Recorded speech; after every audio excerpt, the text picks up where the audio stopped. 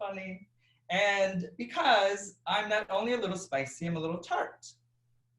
Yeah. So later I want to help you come up with your very own drag name while we're making cocktails.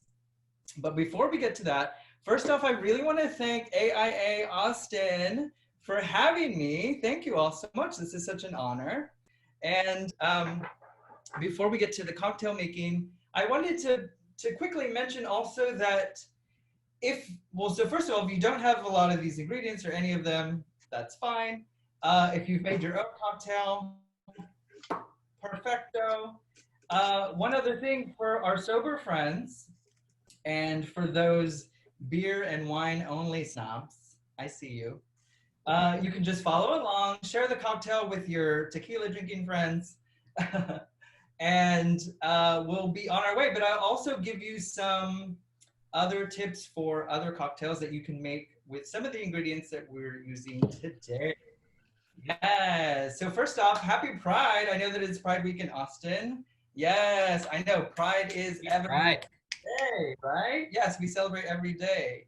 But another thing I wanted to mention was that 2 days ago was Marsha P. Johnson's birthday. It would have been her 75th birthday. Can you imagine that? 75. So of course, we cannot celebrate Pride without honoring those Black and brown lives, women, color, who led the charge for us. So we want to thank them. Pride is a celebration, but it is also a protest. Yes. All right. So am I right or am I right? So hello, friends. So if you have any questions for me, you can drop them in the chat, and my lovely friends here are going to help me answer those later on while we're going through the cocktail. And yeah, feel free to ask me anything. I'm an open book. But another thing I wanted to mention about myself and the work that I do in New York City is I am a drag queen, as you can see, but I also work with Drag Queen Story Hour. Maybe you've heard of it. But we have chapters all over the US, and we have international chapters. We have some one in Tokyo, Mexico, Sweden, Denmark. So it's really taken off, and I couldn't be happier because this is the kind of program that I wish existed truly when I was a kid. And if you don't know what Drag Queen Story Hour is, it's exactly what it sounds like. It's drag queens reading to kids in libraries, in schools, and other cultural institutions around the city. And the wonderful thing about the program is that we are teaching kids, it's really an educational program where we're teaching kids about inclusion, diversity, celebrating our differences, self-acceptance, self-love, and we also teach about gender diversity and things that I think that aren't really too, I don't think it's too soon really to talk to kids and have these conversations. So what we do is we read books to kids that we've paired up with the Brooklyn Public Library and the New York Public Library and other educators to help us come up with a reading list. But all of our books usually have a protagonist of color, but the goal is we want these kids to see themselves reflected in these stories, right? Because a lot of the books that maybe we grew up with didn't have characters of color, or didn't showcase family diversity, or even talk about self-acceptance and inclusion and tolerance and things like that. So anyway, I just wanted to share a little bit about the work that I do because I thought that it aligned perfectly with the panel today, right? Yes. All right, so throw those questions in the chat. I'm gonna pull up my chat right now to make sure I'm not missing anything. Hi. Oh, amazing. Thank you, sweetie. My dress is amazing. I actually did, I'm kidding, thank you. But I actually bought this dress in Austin at a place called Big Bertha's Vintage. And I don't know Austin well enough, but it is across the street from Room Service Vintage, if you know that place. Anyhow, so if you want something fabulous to throw on, Big Bertha Vintage has some amazing things. So I can't wait to be back in Tejas so that I can go shopping at some point. All righty, Joey, Michael, where's my other friend, Jason? Where are we? Oh, Jason, yes. Do we have any questions that have popped up? And how are you all doing this evening? I'm doing great. well. They're just compliments for you, really. Okay, well, keep them coming. Keep them coming. Yeah, the sleeves, right. man, the sleeves are amazing. All right, so let's get into this cocktail making. Yes. So, how many of you have heard of ranch water? If you are a Texan, a true Texan, yes, right? This is very popular drink, but we're gonna make it with a little lemon twist. So typically ranch water, and I believe there was a graphic that was sent around. Maybe you received it, maybe you didn't. But it is basically tequila, which we have here, and Topo Chico. Are you familiar with Topo Chico? It's a mineral water. It's delicious. I think it's salinated. Then you add lime juice typically, but today we're going to add lemon juice, maybe a little bit of lime. And then I have another drink that I'm going to make for you that I thought would be cute. So before we get started, one thing that I forgot to mention is during this portion of the evening, as well as during the panel discussion, if you are a drinker, and again, if you're not, you can still play along, but we thought it would be fun if there was a word, a magical word, a drinking word. So we decided that the word for tonight is queer. How apropos, right? Yes. So if you hear the word queer, including starting now, feel free to take a drink. I guess I can as well. I'm just gonna pop open this tequila and pour one for myself. So the drinking word is queer. Raise your glasses if you already have a glass. No. This is to Marsha P. Johnson and all of those who came before us. Yeah, here's to that. I'm just gonna take a sip so I can finish this Dang it, you beat me. portion of the evening or else I'll be on the floor. Okay. I haven't fixed my drink yet. That one was straight. Ooh, that was just water, hold the ranch. So actually the cocktail that we are making is because it's a little off, a little different. And again, using the #1 definition in dictionary.com, that's why we're calling it the queer ranch water. What was that? Queer, there you go, drink it.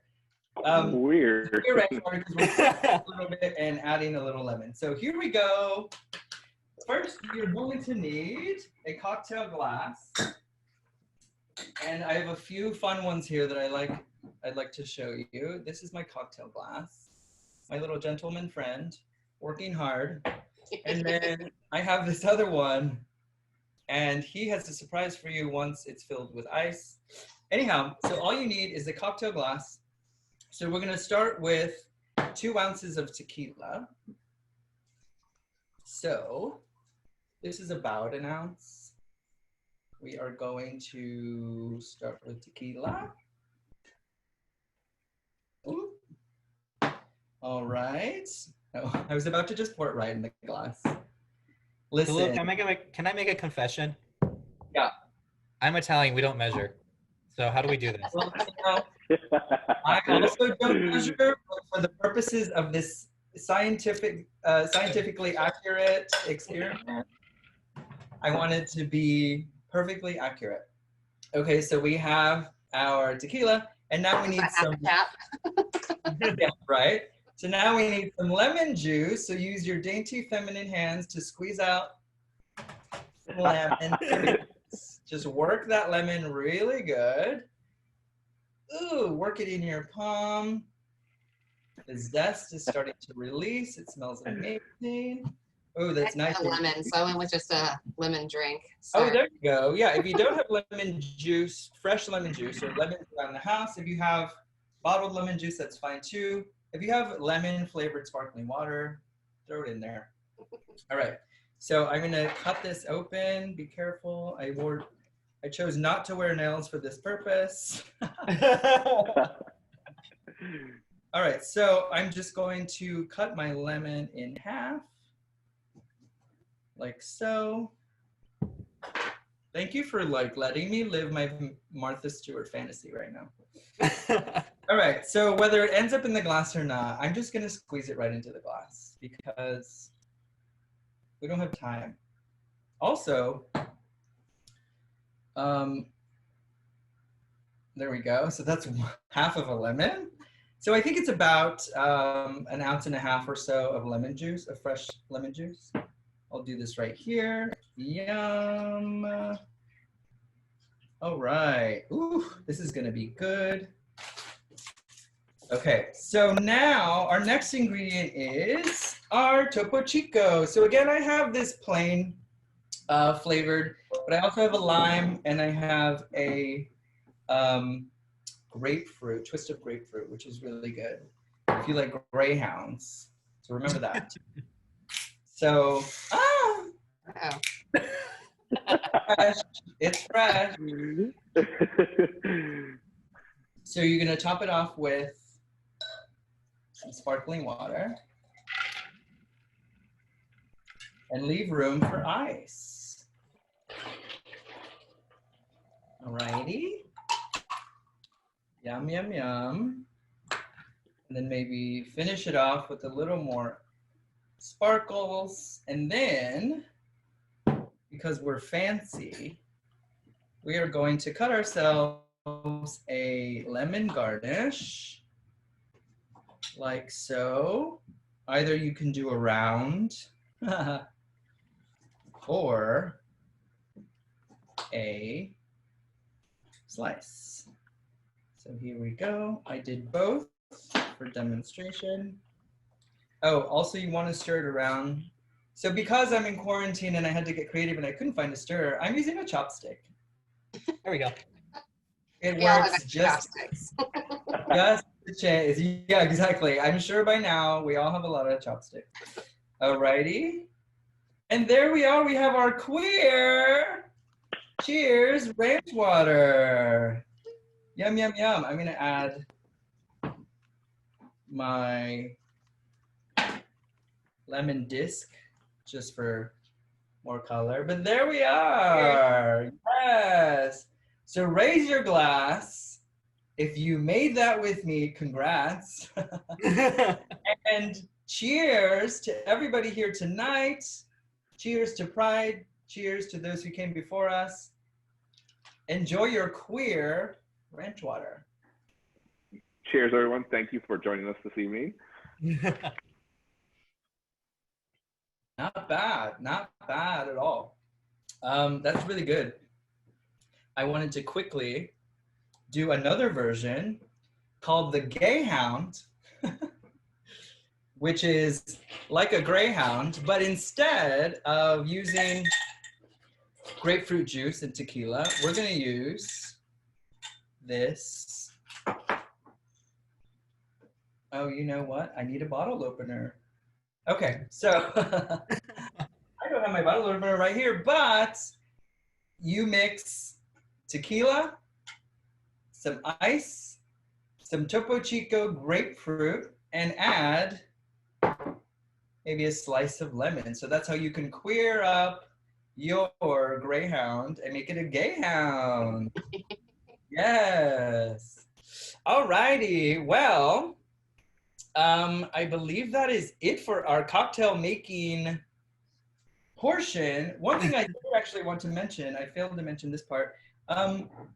If you are not drinking, and if you don't like tequila or drink tequila, one other fun way to use Topo Chico is you can use the lemon juice, the Topo Chico, and instead of tequila, add a little bit of ginger juice and some ice, and it makes a wonderful summer refreshing drink. It's delicious.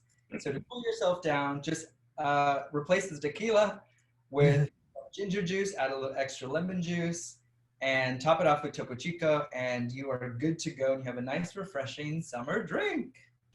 Yes. All right, so I'm going to take another drink of my queer ranch water. I know. All righty. Any other questions? Or Hey, Miss Cholula, we have a question from Kate Snyder. She was wondering, what is your favorite Pride Parade and what made it very special? my favorite Pride Parade? Well, I would have to say, which one in particular, or like which? Which one was your favorite one? Oh, was my favorite one. Okay, okay. My favorite Pride Parade was, oh geez, I think my first Pride Parade in New York City was very special because this was a while ago. But I also was like newly openly out to a lot of the people in my close circles, especially friends at work and things like that. So with that came extra liberation because I was able to just be out and be proud. I had come out to other friends prior, but in terms of my life in New York City, I was still a little like quasi-closeted. So I just remember going to the parade with some friends from work at the time and just living my best life. It was wonderful. And it was so magical because it was my first year in New York. So on top of that, it was just added to the Just being able to be yourself. What's that? Just being able to be yourself, right? Yeah, exactly. Because that's what liberation's about, right? Perfect. I love Yeah. hearing all about all these queer stories. Do you have your beer in that glass? No, I made the ranch water. You did. Okay. I thought it was just gonna be beer. Okay. No, I actually have tequila. So Yay. Weird one. Okay, so I quickly want to go through and teach you all, or really have all of you who are here today with us, again, thank you for joining. I want everybody to come up with a drag name and I will walk you through it. How does that sound? Yes. Okay. So first, let's come up with a title. It can be Miss, Mrs., Mr., Chief, Chief Rocker, Little, Ms., whatever it is that you like. You don't even need a title, but if you want, world famous, super, all these things, okay? So let's come up with a first name. So for an example, we can think of like a pet that you love, either your pet, a family pet, or it could be a plant, it could be a flower. Really just think of like a category of something and pick your favorite, right? So as an example, maybe like a pet that you've had, or again, a flower, a plant, something like that. Now pick a middle initial, any letter of the alphabet. If you speak other languages, you can pick a letter from that alphabet, whatever you love. That's the fun thing about drag. It really can be anything that you want it to be, whatever fantasy that you want to create. It's all up to you, so it's fabulous. And so now for your last name, let's pick something like maybe your favorite snack, or again,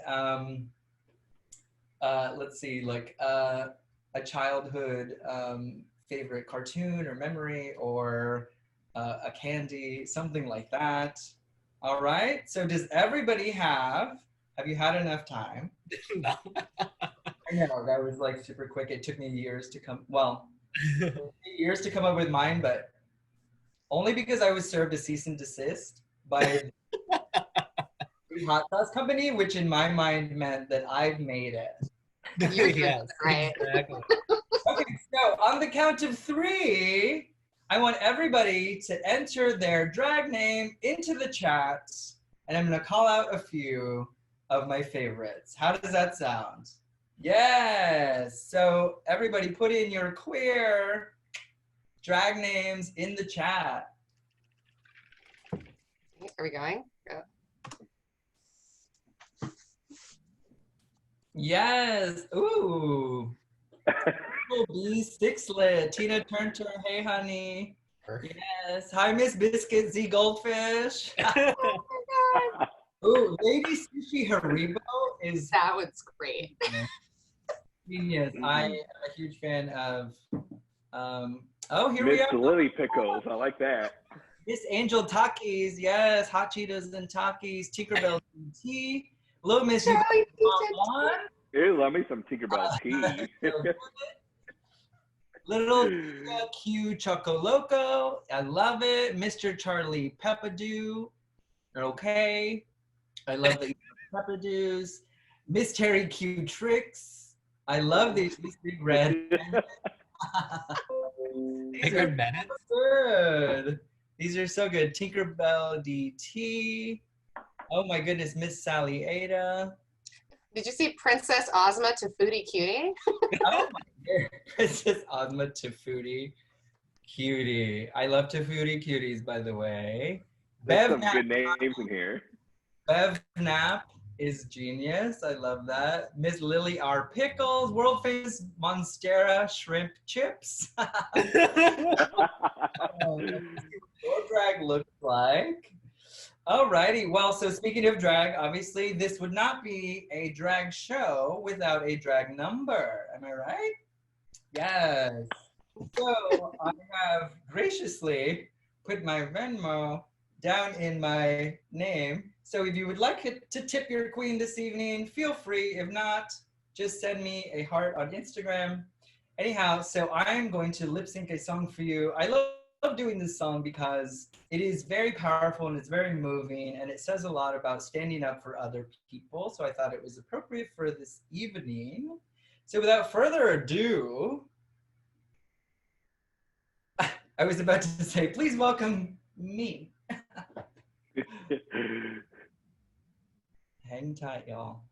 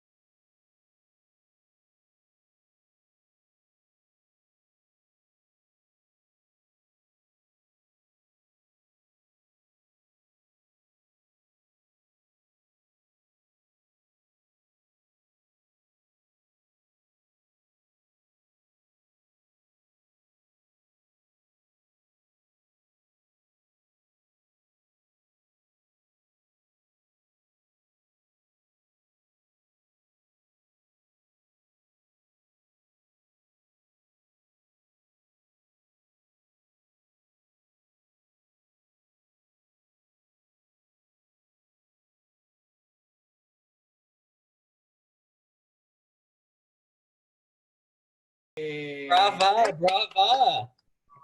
Bravo. Thank you so much. Thank you all so much. This has been such a pleasure. I'm truly honored. And I'm so happy that you all came this evening for the inaugural AIA Austin chapter's panel discussion. And that is it for the evening. Enjoy your cocktails, mocktails, and other drinks. Have a fun queer evening. And Sure. that is my time. Once again, I'm Cholula Lemon. Raise a glass. Find me on Instagram, Facebook, Cholula Lemon, and my Venmo is down there. Thank you all again. This has been such a pleasure and so much fun. I really appreciate it. Thank you. Thank you, Cholula. You're a delight. Come back and visit us Thank you, anytime. Cholula. This was great. Well, thank you so much. I'm going to send out the poll now. So it'll just help us understand the diversity of everyone here. Don't worry, everything's anonymous. So we just want to understand it. But yeah, so I guess on to Jason. I'll send this out right now.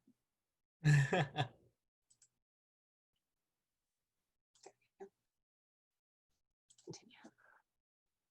There you There's go. it. Well, all right.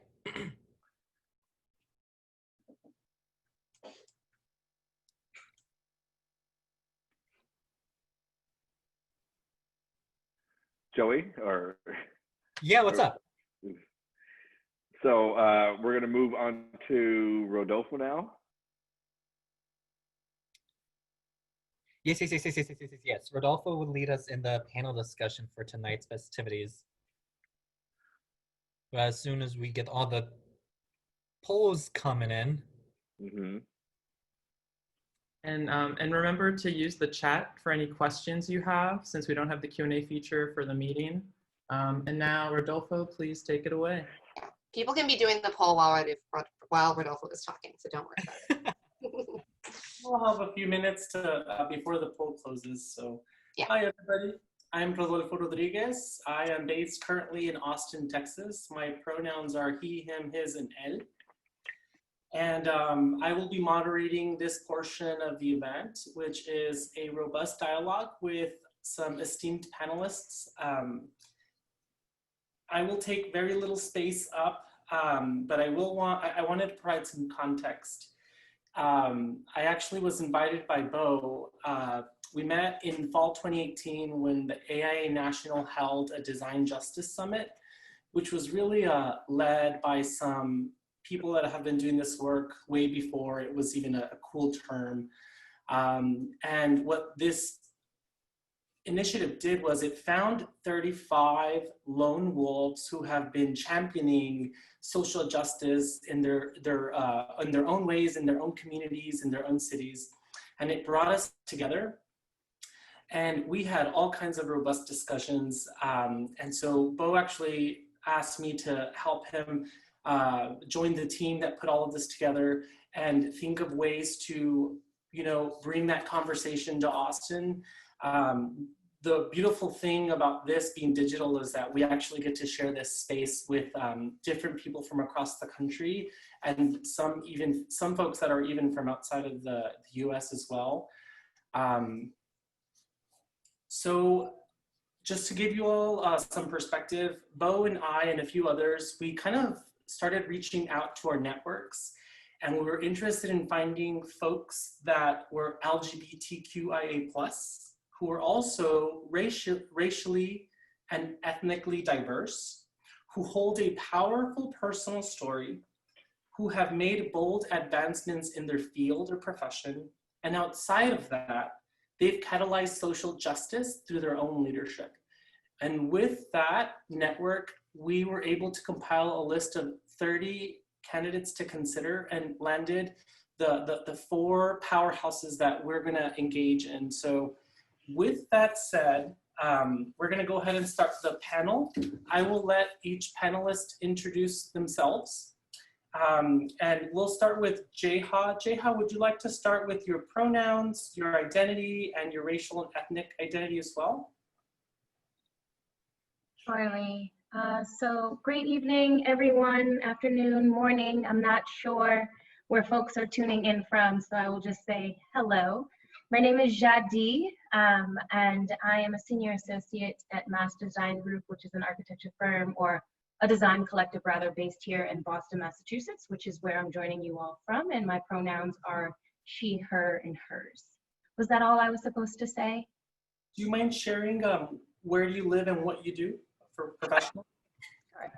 So I'm originally from the Boston area, currently physically living in Cambridge, but as a Boston native, I still prefer to claim Boston, so that's what I'm gonna do here.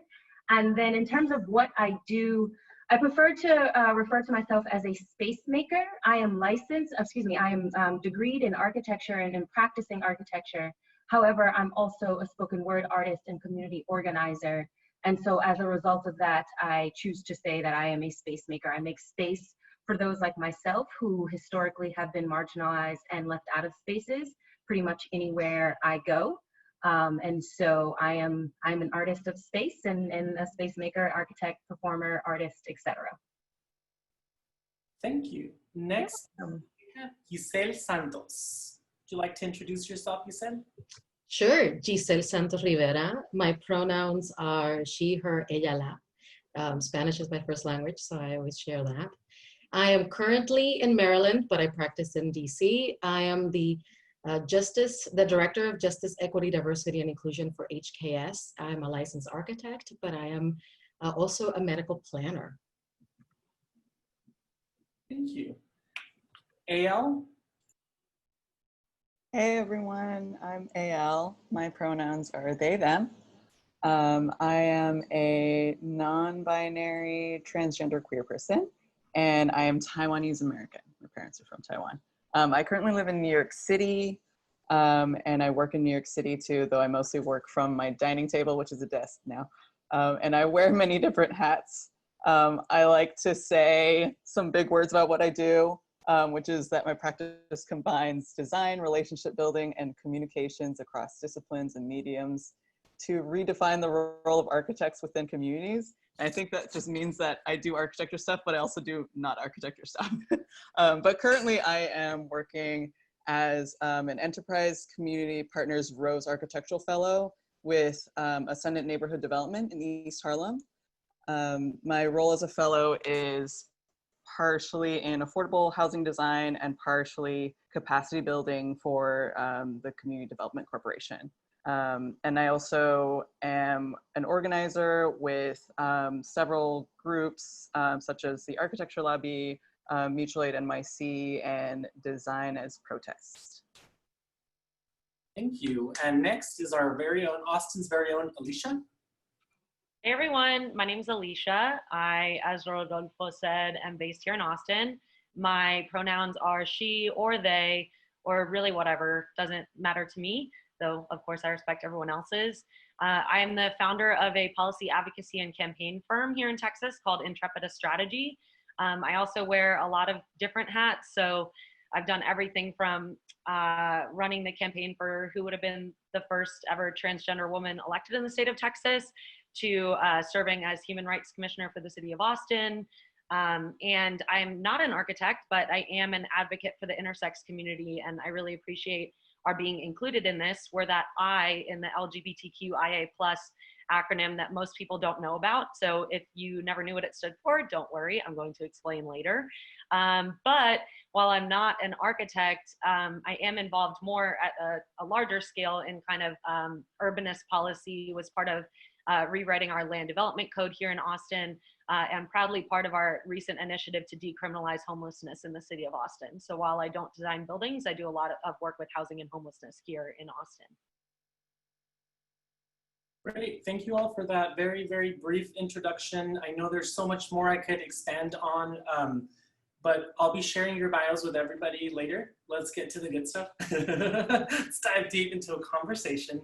So the first question we'll start off with, and we can go in that same order that we went, and if you all need a prompt, that's what I'm here for.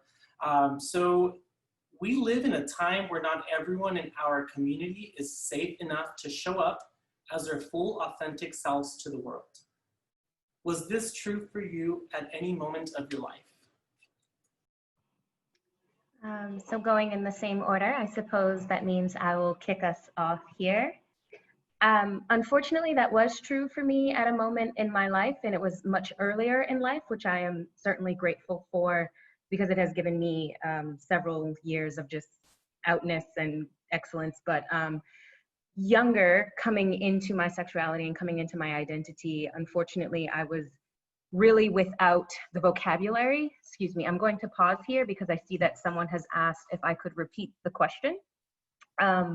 And so the question that is being asked of us is essentially to say that we live in a time where not everyone in our community is safe enough to show up as their full authentic selves to the world. And the question therefore is, was this true for you at any moment of your life?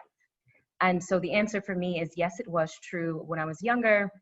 Prior to coming out, really entering into high school, I was becoming aware of my differences and becoming aware of my identity, but unfortunately was without the vocabulary to be able to articulate it, to explain it to my family, let alone to myself. And so I had, I'd say maybe about 2.5, 3 years of some pretty intense loneliness, some isolation. I'm pretty sure there was some depression in there that I probably also did not necessarily have the words for. And then once I began to understand what was happening and who I was and what these different feelings and emotions and et cetera were, I then had the fear of coming out to my mother, who is also my best friend, and a very beautiful, dynamic, powerful, strong Black woman who also was on her journey in religion.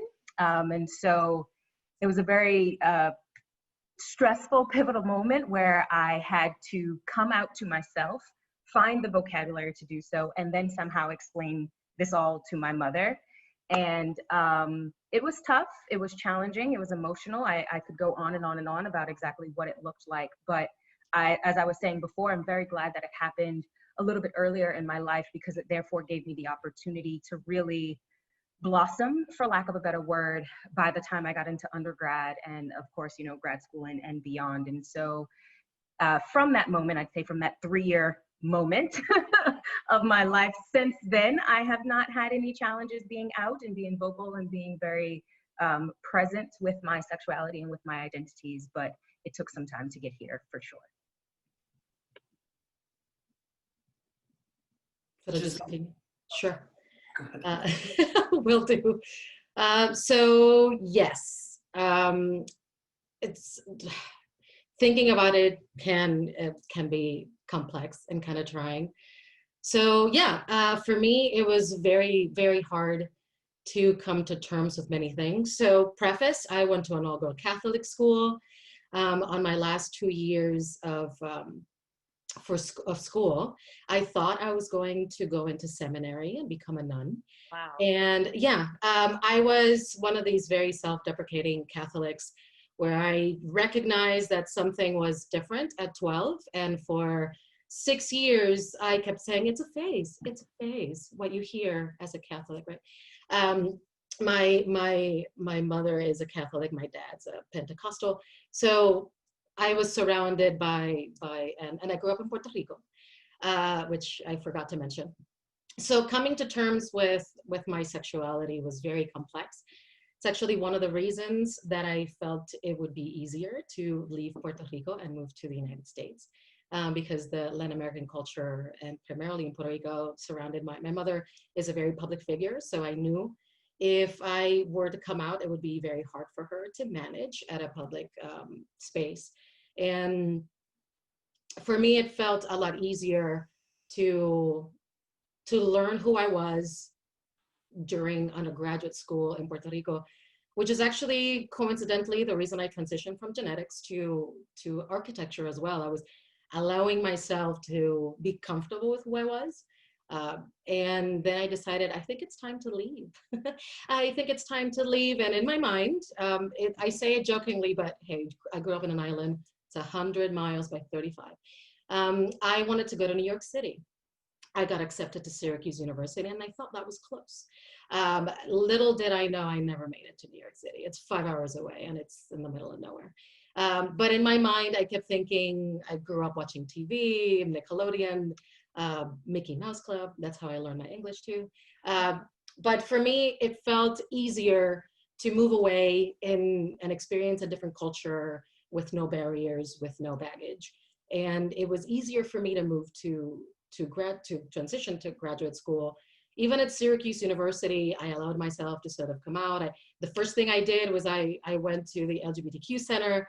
I met the people that would become my village. And then I transitioned to DC. And when I came to DC, my project manager was an out gay man. He was actually the first person to take me to Castro Street. So for me, transitioning to the US was a way to allow myself to let that go. But I confess that every time I go back home, a lot of those things sort of come back, and it takes me a long time to transition when I'm there. I become the all-go Catholic school person again until I leave. So it's what I think when I kind of focus on this, I think for me, because I left Puerto Rico, not escaping, but finding a space for myself, I never really reconciled with a lot of things there. I actually told my mother that I was a lesbian when my wife proposed, and I decided, and we were going to get married. So a lot of things in my life have happened. Just, you kind of force yourself to get to a place where you're forced to confront these things. And I don't think it's necessarily a bad thing, but yeah, I struggle every time I kind of have to come out to myself because of these things that happen, which I'm sure it happens for a lot of people. But yeah, it's been very interesting. Thank you. Ale? Thank you. To answer this question, I guess I was thinking about it, and I came to the conclusion that I'm not sure it's totally completely safe ever. And my story is that I've struggled with identity and orientation for the longest time, and I think I wasn't aware of it when I was younger, and it all came to this like pressure point when I was in grad school. And so I didn't really know I was struggling with it until I was struggling with it, until I had like the time and space to actually sort through everything. So for me personally, like because I was in grad school and I was in studio all the time, it was really more focused on like my professional opportunities and like academic opportunities rather than physical safety. So like how will this impact what'll happen through my career in grad school or my career after this. So like identity and politics and like professionalism and credentials mattered. So I felt like it wasn't exactly safe for my professional career and what I wanted to get out of grad school. But I am extremely lucky to have had such a supportive network of friends and colleagues, some of whom are in the audience tonight, who not only accepted me for who I was, but or for who I am, but who are willing to learn and kind of like coach me through situations and call me by my new name and advocate for me when I wasn't in the room. And I think that I really found safety within my community. Yeah. Thank you, Alicia. So, again, my story is a little different being intersex, but I guess talking about showing up as our full authentic self to a room of designers. Most intersex kids like me are essentially designed by doctors. So, Giselle talks about genetics, like I was basically eugenically modified as a child. I'll back up a little bit before I was born. My parents got in a car crash and they did an amniocentesis test to check on the baby or the fetus or whatever I was at that point. And that test told my parents that I had XY chromosomes. And so they were going to name me Charles after both my grandfathers and my father. And they painted everything blue and everyone got little boy gifts. And I popped out of the womb with a vagina and everyone was like, wait, what? And so, yeah. And actually my aunt is also intersex. And so they had a little inkling of what was going on. But because they knew that I was born intersex from the moment I was born, there were all of these subsequent steps that were taken to normalize me into what society deems acceptable. So I'll back up for 1 second because I'm realizing that most people in here probably don't know what intersex means, but we are the almost 2% of the world's population that is born biologically between male and female, so intersex.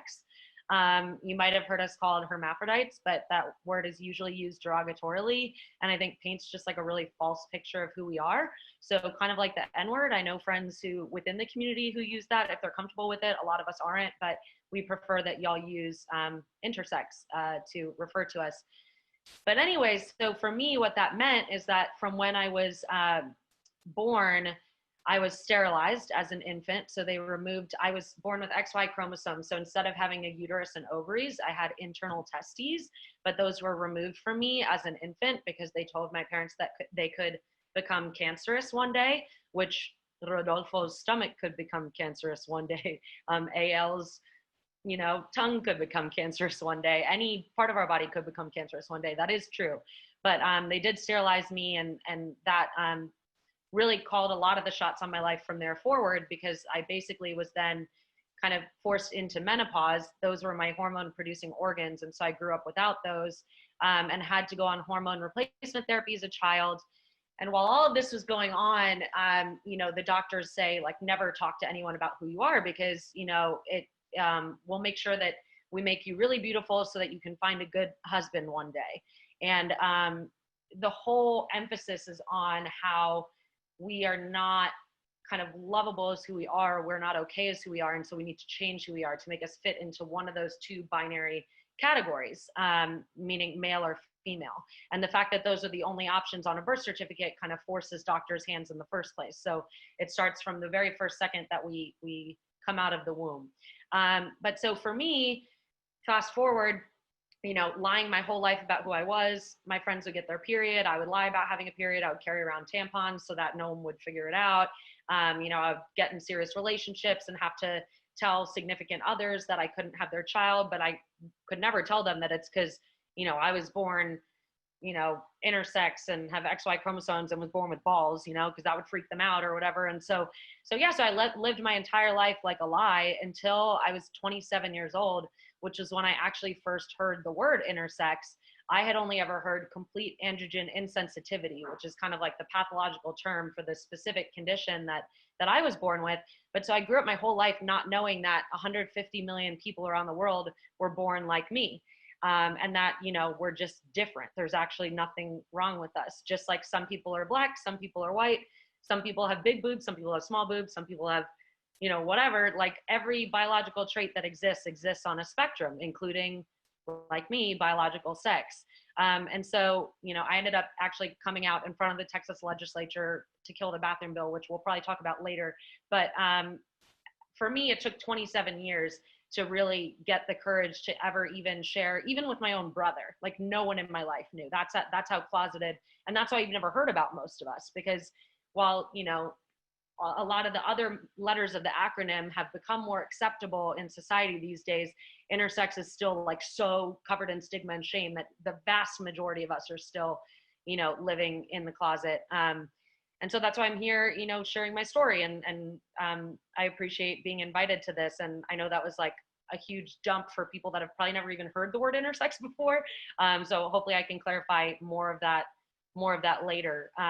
But so for me, yeah, it took me 27 years to show up as my full authentic self. I'm still learning how to do that every day, but appreciate spaces like this where I can do so.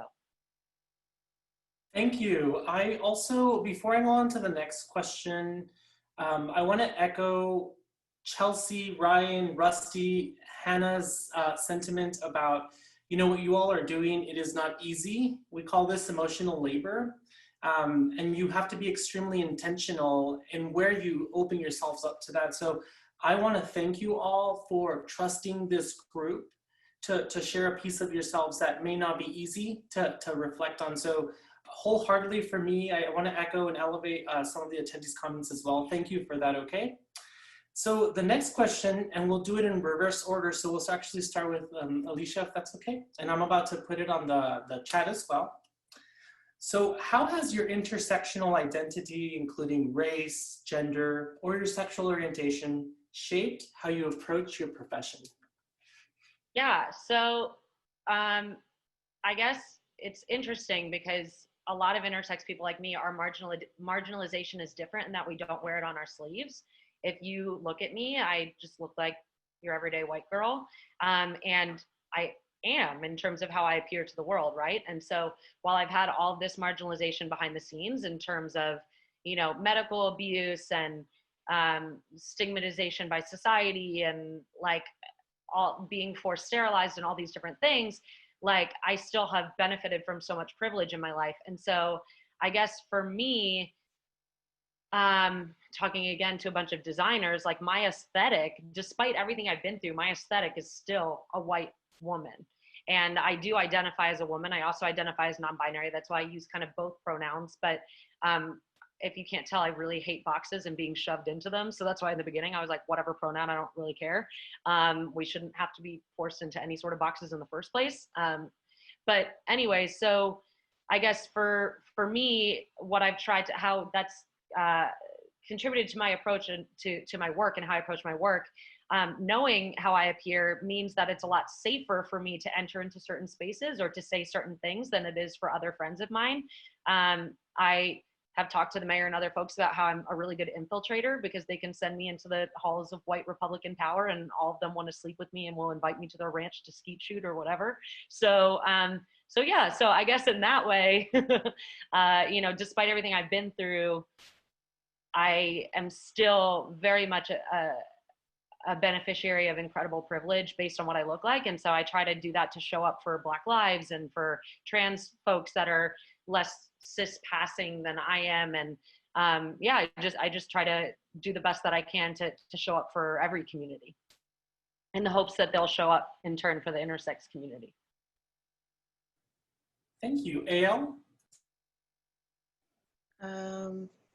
I would say that my identity, being a child of immigrants and a non-binary person and a queer person, really freed me from not trying to become like the architect that society wants you to become, which basically means that through this like process of realizing who I was and being who I am and being really proud about that, it's also been this process of unlearning like what architecture should be or what I should be as an architect, and learning how to resist that and not conform to something that isn't me. And I feel like that's required a lot of thinking outside of the box, because I feel like what I learned in undergrad, which was also like a very diverse setting for me, I went to UC Berkeley for undergrad. It was still like the way that you learned and was taught architecture. It was very much setting you up for this this path of like you will work for a few years and then you'll go to grad school and then you'll like work your way up in a firm, you know. And I think that my realizing, like coming into my identity, really became about like thinking about how to open doors for other people, to also kind of be true to their own identities and not just be kind of like stuck in this architecture mode of like being an architect, and also about like how to reframe architectural problems as bigger picture societal issues so that we can start to think about like design problems in a more systemic way and not just in a like, oh, we can design a solution to this, like a one-off stopgap solution. Because I think that there are a lot of bigger issues that architecture could respond to or address that we tend to overlook sometimes. And I think that my approach to the profession has recently changed as well. I think I was drawn to the Rose Fellowship because I was like, I can't design for rich people anymore, basically. And I was like, I need to find a different way to practice, and I need to learn from other people who have practiced in different ways, so that I can see kind of like the entire range of what architecture and what being an architect could be, and then sort of go from there.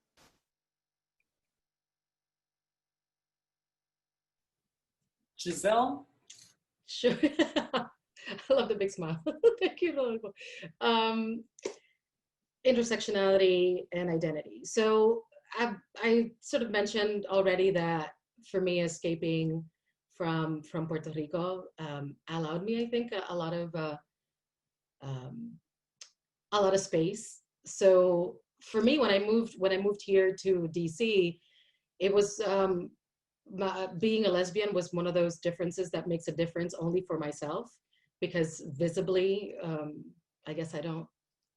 In Puerto Rico, I think I don't pass as much as I do over here.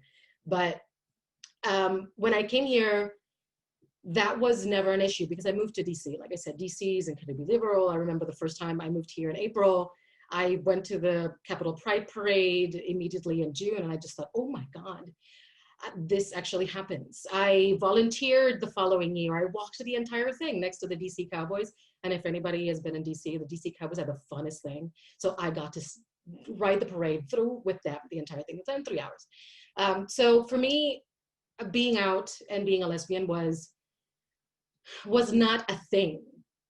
But when I think about the impact that does have on the way that I think and how I show up as a woman and as a Latina and space, I think those, the fears and the inadequacies and the discomfort sometimes in the expectation that somebody's gonna judge me because of one or all of these things is always very present. So the fear that I still sometimes feel when I go back home and I'm with my family and my friends and my parents' group of people because of the visibility. I think it all kind of mixes together, and it makes me hypersensitive. I think it makes me very empathic. It makes me very vulnerable, very self-conscious, but it also made me recognize that I did not see people that looked like me and acted like me and felt like me prevalent in the industry. I'm in my 40s, so I started the career a little bit late. And I saw a lot of younger people coming in, and I was sort of at a contrast of things. So the way that I used all of these experiences and the thought behind, I guess a little bit of the fear, was trying to find opportunities to create platforms for other people to excel and succeed. So that's why I started creating committees and Wield. And it got to a point that I felt more comfortable in sharing my own voice as a means of empowering other people, which I never thought I could do in the past. I chose to amplify other people's voices. So when I became more visible and I had the opportunity to use my visibility to also talk about architecture and talk about what it means to amplify voices and become more visible, all of a sudden, things had coalesced in the world, and I was asked to become the director of Justice, Equity, Diversity, and Inclusion. And in that moment, I realized I kind of had built my life to this point. Well, all of a sudden, I could have the greatest platform to impact my firm, and through my firm, impact the industry. So I think because all three things, I know a comedian in the 90s, because I grew up watching Comedy Central late at night. He used to say, I hate triple coupon, right? I think he was a Jewish and Black and a Republican. It was something at that time sounded really funny. For me, when I think about being a woman, being a Latina, and I'm a lesbian, I rarely see that. So if I have the opportunity to use my platform to amplify other voices, to change what it means to be diverse and inclusive in the profession, I will do it, and I will choose it. And that's why I'm in this role. And even though I'm supposed to be 50% medical planning, right now I choose to do 200% of my time as a Jedi champion, because I think this is the right time to amplify as many voices as possible. And doors are opening, and it's the right time to run through them. So I think that's in part how I try to show up for the profession and show up for the industry as best as I can. I don't even know that I need to answer this question anymore. I'm so inspired already by all the other answers, but I will still participate because that's what I said I would do. I think first and foremost for me, my intersectionality and my identity has really shaped my capacity for empathy in my profession and the way that I approach design and architecture, more specifically community engagement and moments where we're having touch points with our project partners, with the communities that the project will ultimately serve. being a Black queer woman, I was raised to be hyper aware of myself, to be hyper aware of how I look in a space, how I enter a space, how I behave and act in a space. And then I was also raised to be very sensitive and very mindful of other people. That's just something that I was taught either by like the nurturing nature of my mother or by way of society, one way or the other. I was taught this hyper awareness, and I have since taken that and developed that into an extreme sense of empathy. And so I think, and then also, you know, kind of related to the work that I do as an artist and as a community organizer outside of architecture, I have a very large capacity for mindfulness and for, I guess, thoughtfulness in a way of like, how do we make space, time, effort, energy for the collective voices to continuously resonate, right? Like how do we make space? How do we expand space? How do we heighten, turn up the volume, all these things? And so I feel like that inherently comes into the way that I approach architecture, and it inherently comes into the way that I approach any of our projects. And it comes, you know, to the table when I'm talking to my colleagues or to our project partners about ways that we could potentially approach, but more so perhaps dismantle, destruct, and then reconstruct the way we currently do community engagement as a design industry, and really helping folks to understand that, you know, for the 8 years that I was in architecture school, so I 5 years at undergrad for Northeastern University, and then 3 years at UPenn, all 8 years, I was the only Black woman in all of my classes. And I was more often than not, only one of maybe 1 to 2, 3 people of color. And sometimes those other folks of color did not necessarily identify as a person of color. So my trajectory of so often being the only X, Y, and Z in a room has forced me to be, again, I say, empathetic and mindful of and attentive to a much broader community than I think perhaps architecture or design rather is currently able to serve. I think the other side of that is my intersectionality really, especially now that I'm a little bit older and perhaps a little bit more tired of it all, if I'm being honest with you all, has also put me in a position to resist being tokenized, which I don't think I realized was happening as often as it was happening until more recently, especially with all that's currently happening in the world. And I mean, I probably recognized it a little early on, but it's heightened right now. And that has therefore increased my existing desires and existing efforts to constantly have questions with the powers that be about ways in which we are going to, not ways in which we can, but ways in which we are going to diversify this profession. Because too often people reach out to me because I am the only Black female architectural person they've ever met. Anytime I go anywhere and I tell somebody that I'm an architect, literally we both have to help them like pick their jaw up off the floor. And I'm just like, okay, somehow we have to hurry up and change this. And somehow we have to bring this has to change. The last thing I'll say is that although I am femme presenting and I necessarily do not have to be outed, when I walk into a room, you can allow me to, you know, fall into whatever binaries and systems that you think I respond to, unless of course I walk into the room with my fiance, who is masculine of center presenting. But despite me presenting in that way, I still have a sense of the ways in which physical space can be extremely harmful to the body, both as a queer person and as a Black person, and then as a female presenting person, I am hyper aware of the ways in which public spaces were not designed for this experience. And that also allows me to be able to contribute to these design conversations and sit at these tables with a very different perspective than perhaps my, you know, cisgendered white straight male colleagues are able to do. So I know that was a very broad answer, but I think there's a number of ways in which my intersectionality and my identities contribute to the way that I approach this work. Thank you so much for that. So some of you may not know, I actually, I studied architecture at UT Austin, really white cohort as well. And One of the things that's right, I'm not a one-trick pony, y'all. And also, one of the things that stood out to me when I looked at this degree plan was we never really, there was never courses on community engagement, on listening to people. Architecture is this field where we're going to enter a space we've never connected to, and we're about to solve your problems because that's just how great we are. Anyways, that's gonna preface this next question. And let me put it in the chat in case some of you all or I have rocky internet. So, architects are traditionally hired to design spaces meant to last decades for and in communities that they have no ties to. Can design justice truly be achieved with architects leading the design process for a community they do not belong to?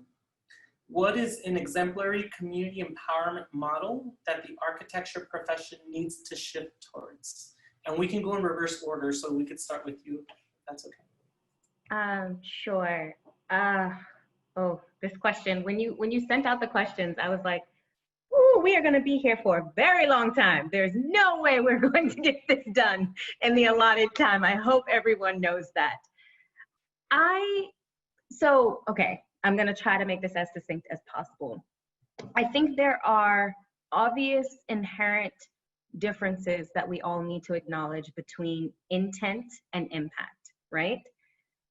And with that, I fully understand that you can intend one thing and the impact can be something else. However, I still also want to acknowledge that sometimes there is no intent at all. And it's just like, we're going to come in here and we're going to save you and we're going to drop in and make this great thing.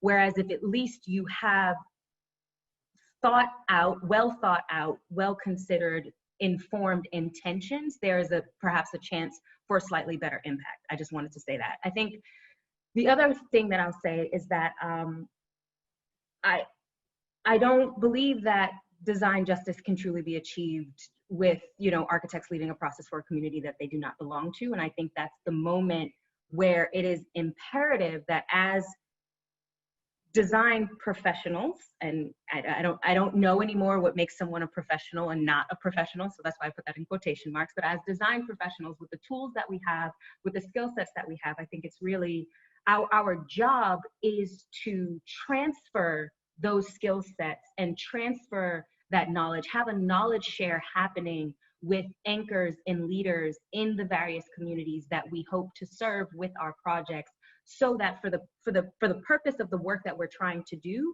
that community is able to work through the design strategies in a very similar way that we would. And then at that point, we become consultants to them, right? We become an extension of them. We are in service of those community anchors and those community leaders, or those just community members. I don't even want to continue to say that you have to be a leader or an anchor in order to participate in an architectural design project, because like that also brings us into a place of power dynamics that we don't need to be in as we're talking about design justice, right? And so I find challenge with that. I will also say, you know, part of the reason why I came to Mass 2.5 years ago was because I was inspired by the ways in which we as a firm approach community engagement, and more specifically community immersion. We will very quickly, depending on the length of the project, the type of the project, the project partner, we will pick up a team of folks and put them in the place, like relocate people for the time that is necessary in order to actually immerse ourselves in that context, in that community, have the knowledge share, have the tool transfer that I referred to, in order to then begin really working on what is a process and not just a project.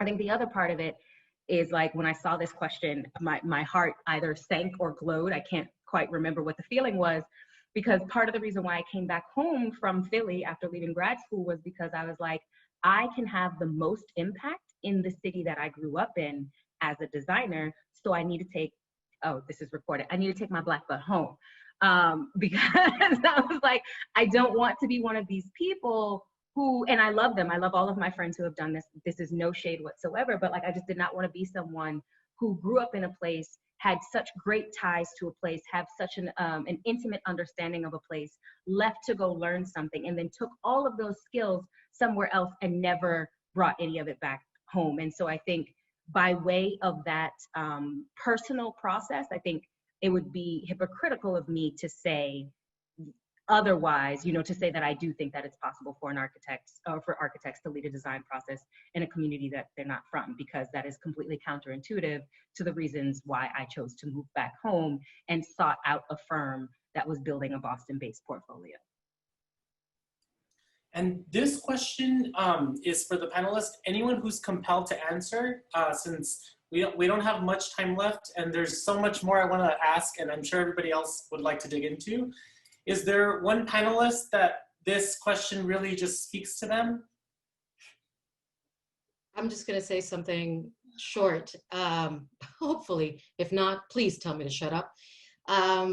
Something that I found really interesting when I read the question and I started thinking about what it means.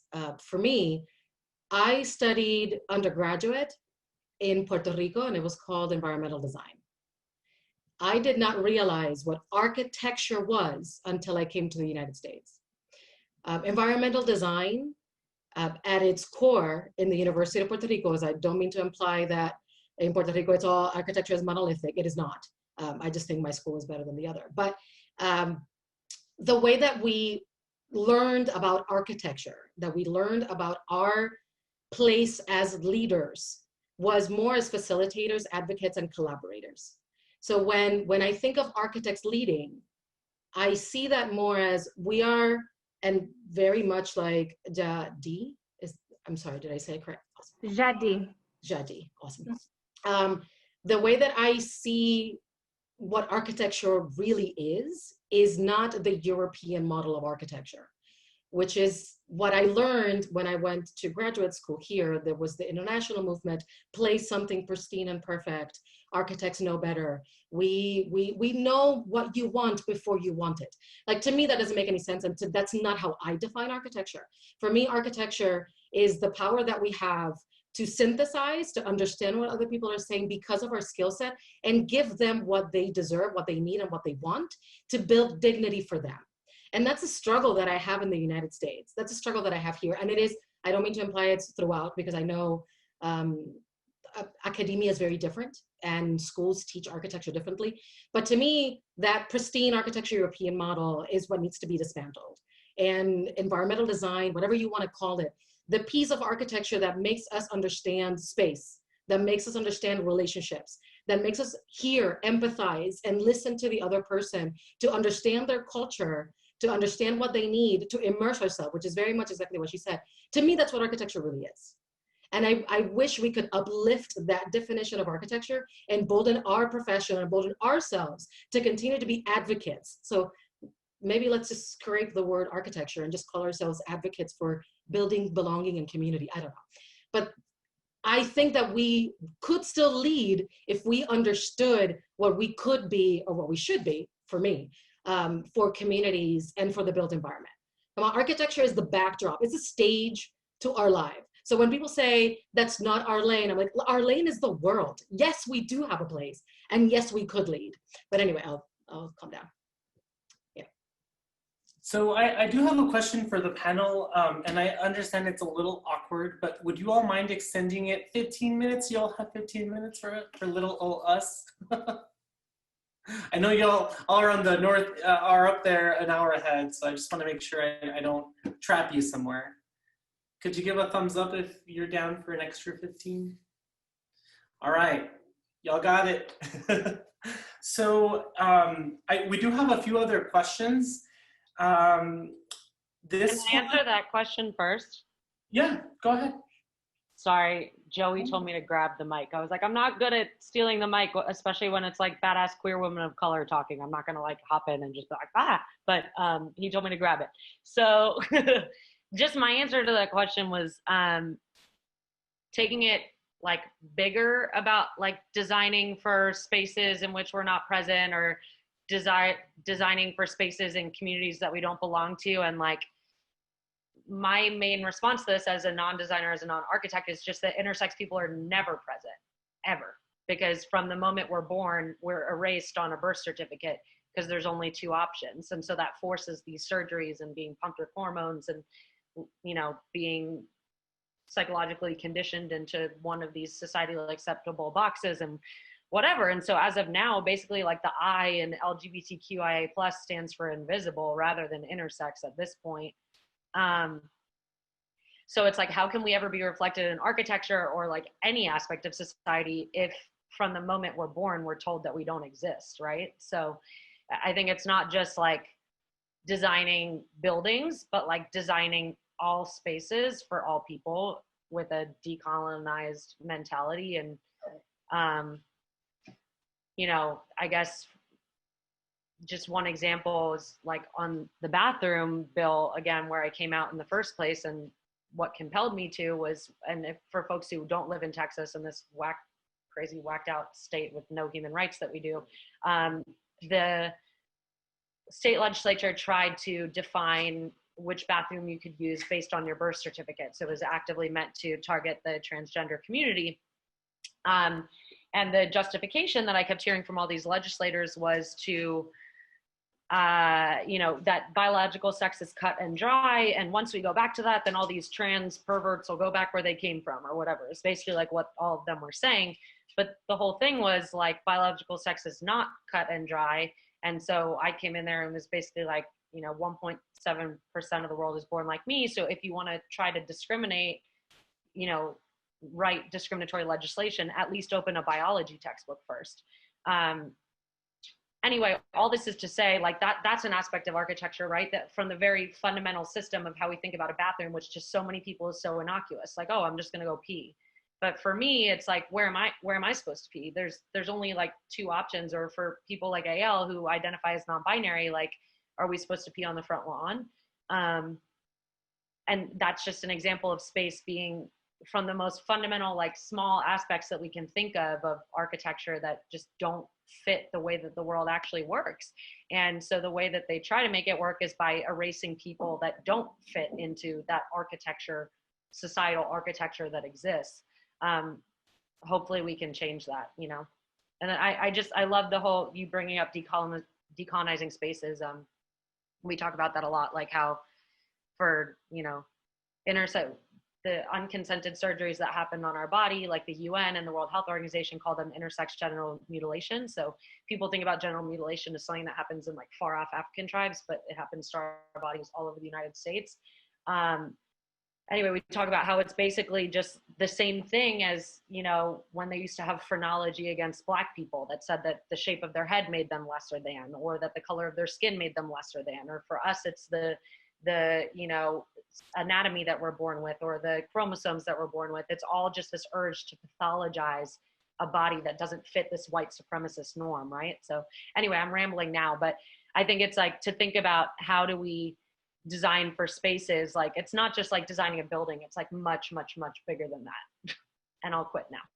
Mic drop. AL, would you like to add to that, or would you want to come to us to move forward? You're good? I'm good. I'm good. Everyone said amazing things. I don't have anything to add. I appreciate that. So the next question, let me preface this a little bit and let me copy and paste it just in case. Give me a second.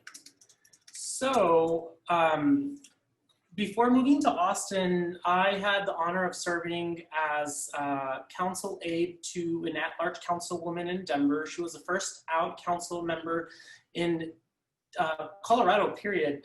And I realized that policy has a lot of impact on a lot of people. And I've realized when we talk about social justice, there's a lot of room for policy. And I've realized also that space has a lot of ties to policy, whether we're creating building codes to update them and modernize them to include gender neutral restrooms so that we meet the basic needs of folks. When we're talking about Vision Zero that mayors are championing, but they're not even recognizing that Black and brown lives are being lost in the street. People are scared to be on the street. When we're talking about establishing a fund for affordable housing in cities that claim to thrive but are displacing marginalized communities in unprecedented rates, there's a lot of room for all of us. And so this is where my next question is. Architecture is political. And designers hold great potential to do more than connect four walls as usual. What are ways that architects can leverage the power of civic engagement and public policy to advance social justice as an entire profession, as a firm, or as an individual?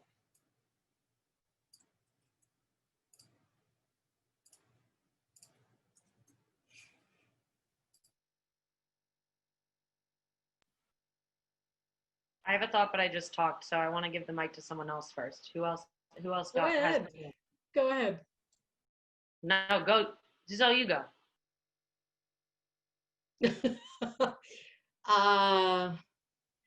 See, this is the thing. I'll say one thing, but I will defer to you. You've been in like, you know what this is about. The one thing that bothers me, and I'm just going to say that since starting in my role as Director of Justice, Equity, Diversity, and Inclusion, even trying to share that architecture is political, tends to be political, and that really bothers me.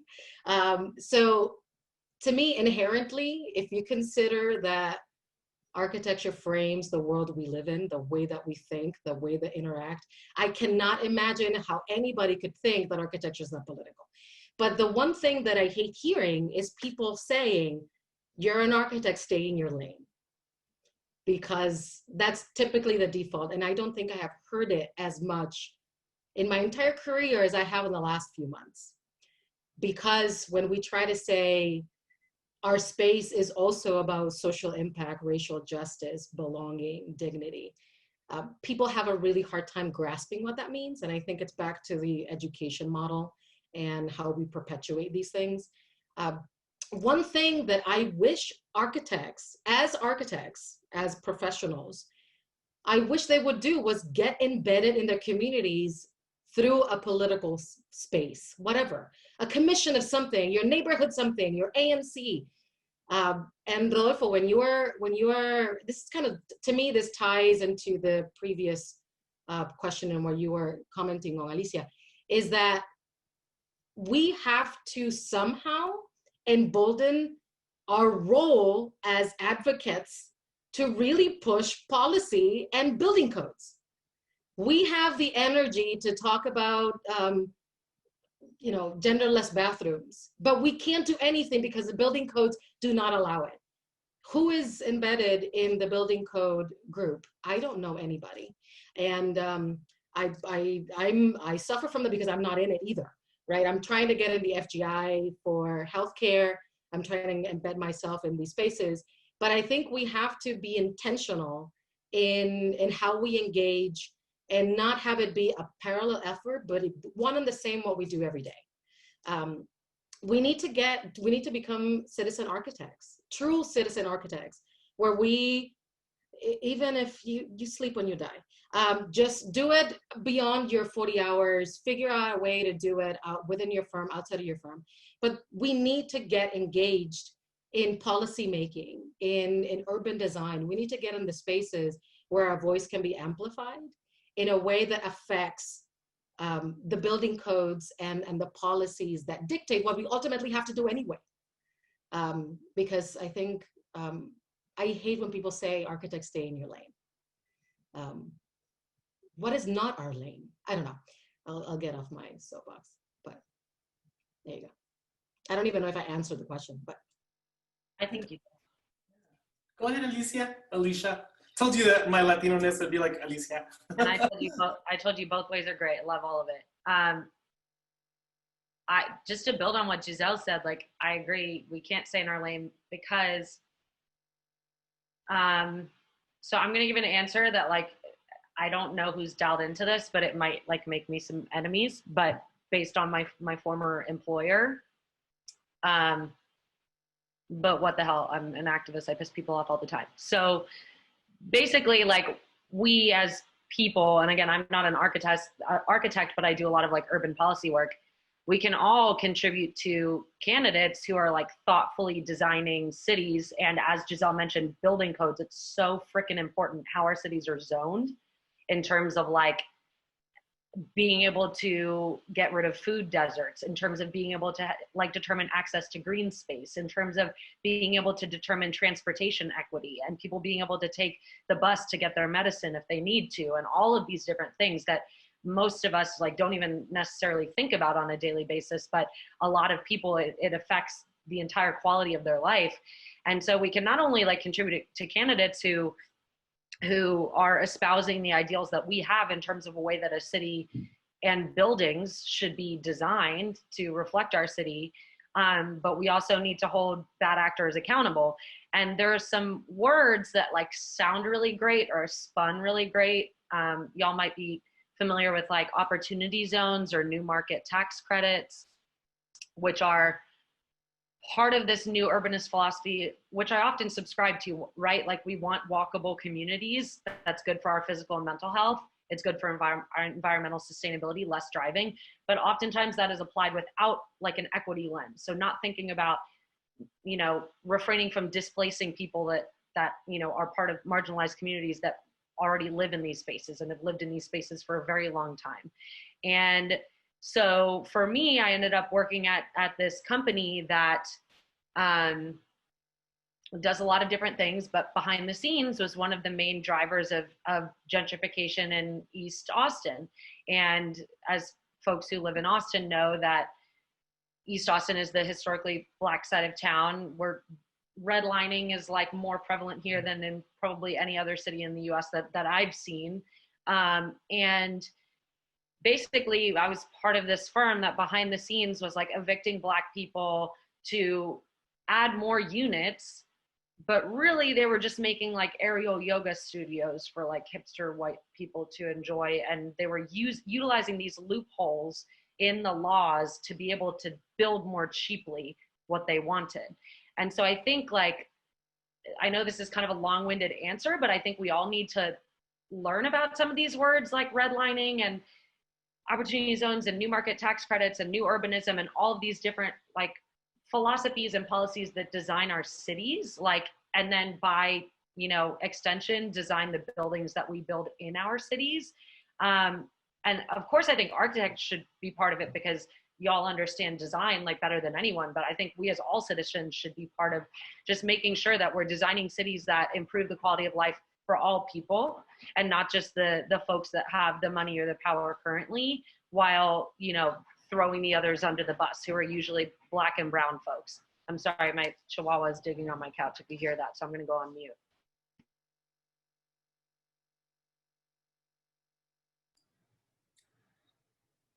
AL, I think you wanted to share something, right? Yeah. And I can also be quick because I feel like, again, yeah, Giselle and Alicia have really filled it all in. But I just want to second what y'all are saying about embedding yourself in non-architectural spaces, embedding yourself with like the people you live with the communities that you're in. Because I think that really connects you to the bigger picture and makes you realize that like architecture is important, yes, but it's not like the center of everything. And there are other things that are going on that architecture and like architectural skills could definitely help with. And getting involved is a great way to do that. And I think an extension of what Giselle and Alicia were both saying is to like, as hard as this sounds, and I'm coming from a place of privilege because I'm in this fellowship right now where I can do this self-reflection, but it's basically like push against doing what's given to you and don't just do what you're told to do, and to really get in touch with your own values and why you're in architecture, what you're doing this for, and to find people who are on the same page as you, because I think there are more people than we know that are on that same page. And I think that will connect you to people who are also interested in flipping architecture over and turning it into something that we haven't seen in our lifetimes, like decolonizing it totally.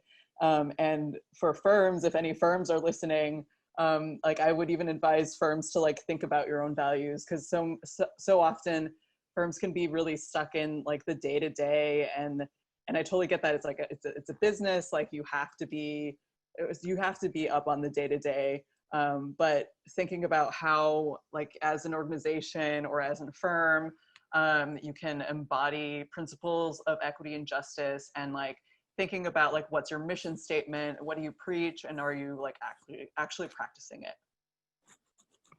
That's all. I know we are short on time, but I really want to be able to answer this question as well, if I can. Okay. So I again saw this question and got excited because I feel like I'm kind of cheating a little bit on the answer based off of where I intentionally chose to work 2.5 years ago, which is at Mass. And for those that aren't familiar with Mass Design Group, and this is like not me trying to promote the firm, but it's more so, I mean, it technically is because I chose to work there, but it's also me explaining to you all how I was able to align the type of work that I wanted to do by seeking out a certain firm. And so Mass Design Group is a nonprofit design collective, and our mission as this collective is essentially to like research, build, and advocate for architecture that promotes justice and human dignity. And so through the way that we work, we've long abandoned the four walls, you know, that are the constraints of this question, and instead have, by aligning ourselves with other mission-aligned organizations and groups that are already engaged in civic engagement, community organization, community uplifting, and et cetera, we've already started to place ourselves in this position of having civic engagement conversations. And I think I was on my way out of architecture, to be honest with you all, prior to joining Mass, because similar to AL before, like I was at a point where I was like, I cannot continue to work for rich people. Like I cannot continue to work for people who otherwise would not ever even have me in a room. Like I can't do this anymore. This is not, and granted, the firm I was working at previously, I absolutely loved. I learned a lot. It was an interdisciplinary firm. It was amazing, great work to be done. Certainly probably benefited a great range of folks, but still the type of project for me was just not rooted enough in systemic change as I needed it to be in order to wake up and do it for 40, 50, 60, let's be honest, 80 hours a week. And so coming to a place like Mass, where we have the opportunity, the blessing, the privilege to choose who we're going to work with. And we also have the opportunity to engage in design projects and processes with organizations at a much earlier phase than I think, you know, most traditional architecture firms do. Like we're at the table as an organization is simply talking about their visioning. You know, we're helping them to decide, is it a building that you actually need, or is it like a restructuring of the space you already have? Like, you know, really being able to participate in these conversations. And so I think if folks are able, designers, architects, individuals, firms, or what have you, are able to take all of what everybody else has already said at this point, and then also think about ways in which we can dismantle architecture, flip it on its head, decolonize it, and really make architecture a service of the people, then we can really start to get away from like the constraints of these four walls that were presented in the question. Thank you. We did get one question in the audience that I'd like to ask. It is, let me see, sorry, there's a few coming in. So if this is not your, your expertise, feel free to say hard pass. But how does the new Supreme Court decision impact us now, and where do we go from here? Is there anyone that this speaks to? Is that the one from June? Yes, this is my question. It's about the LGBTQIA plus discrimination that's unconstitutional now, which means I can only get fired for being late, but yeah. Unfortunately, the intersex community was left out, which I think is a huge oversight considering the whole conversation was about the definition of the word sex, which like there's a whole spectrum of sex that was not included once in that entire conversation. So I think I was very, very happy for my trans siblings and my gay friends and queer friends and pretty much every other letter of the acronym. But once again, the I was invisible. So. Is there anyone else that would like to add to that? If not, I have one final question for all the panelists, if that's okay. So I guess for me, I want to know, I saw over 60 people plug in, 100 plus registered, and 55 are still hanging on tight. So my question to each of you is, what are you working on and how do we support you today?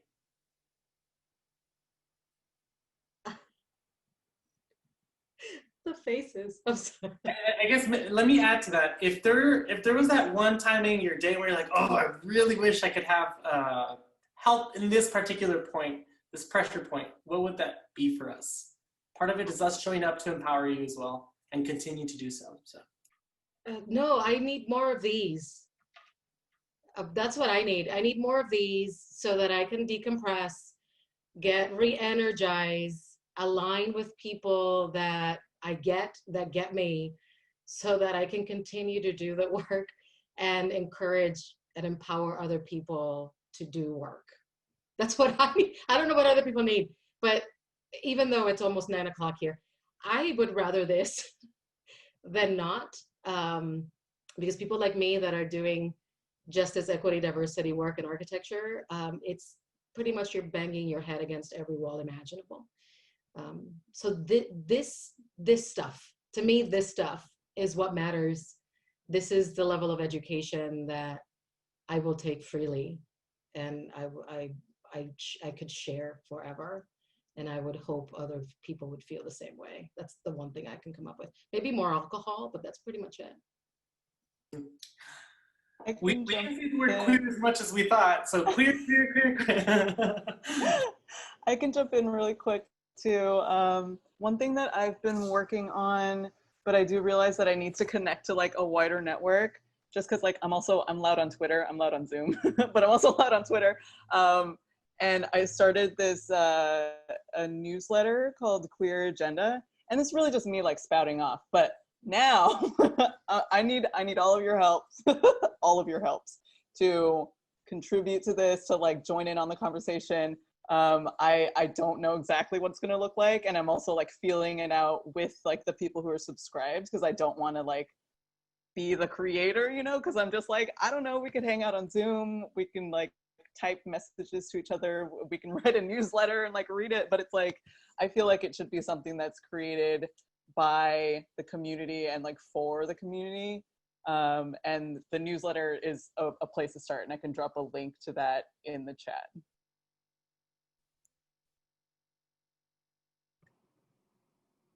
I don't know. I think spaces like this, I think, are a necessary reminder that this work it's not that it's a reminder that it's important. I guess it's a reminder that I'm not alone, because sometimes, you know, there can be grand senses of isolation and of loneliness, especially like, of course, I have a full, beautiful, bright, queer community here in Boston through the work that I do as an artist and through my events and et cetera. And of course, I have great, amazing colleagues and peers that I've met along the ways, you know, in architecture and et cetera. But like the cross-pollination of those two and that intersectionality of community does not happen very often. And so I think spaces like this certainly are imperative.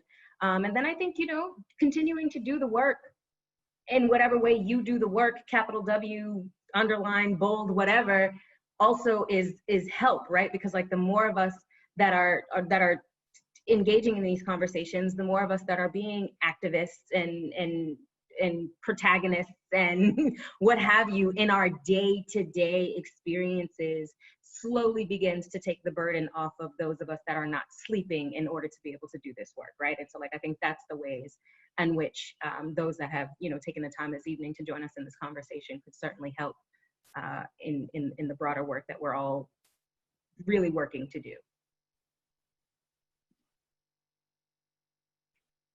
Yeah, these spaces are necessary, and my only addition would be to not forget that there are always new people we need to be bringing into them.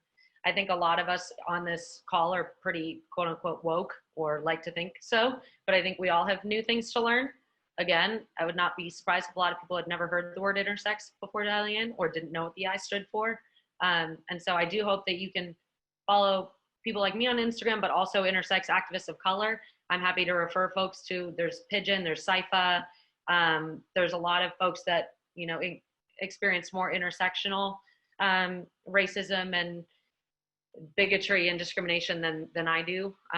So yeah, I'd be happy to refer folks. But basically, my only ask is when you're doing queer community stuff, don't forget the intersex folks. Right, Chiquita?